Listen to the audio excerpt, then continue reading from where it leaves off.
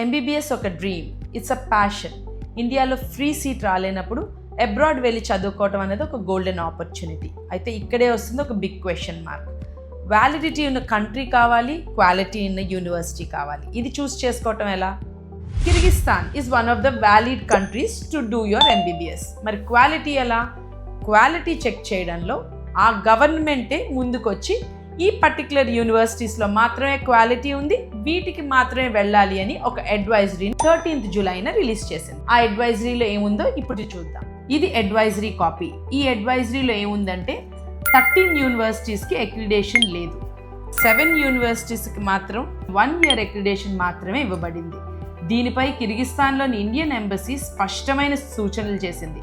Accreditation లేని యూనివర్సిటీస్కి కానీ, కేవలం 1 year అక్రిడేషన్ ఉన్న యూనివర్సిటీలో కానీ అడ్మిషన్స్ తీసుకోవద్దని సూచించింది.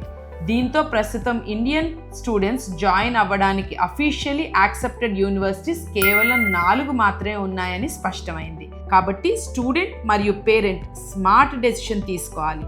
యూనివర్సిటీలో quality, accreditation status, academic standards and clinical exposure మరియు అఫీషియల్ గైడ్లైన్స్ ఆధారంగా ఎంపిక చేసుకోవాలి.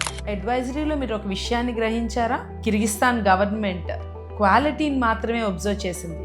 ఎందుకంటే ఎన్నో గవర్నమెంట్ మెడికల్ కాలేజెస్కి కూడా అది అప్రూవల్ ఇవ్వలేదు.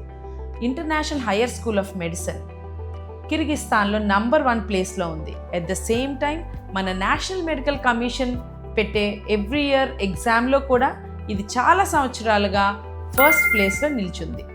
So international higher school of medicine is one of the best choice to pursue your MBBS and fulfill your dream.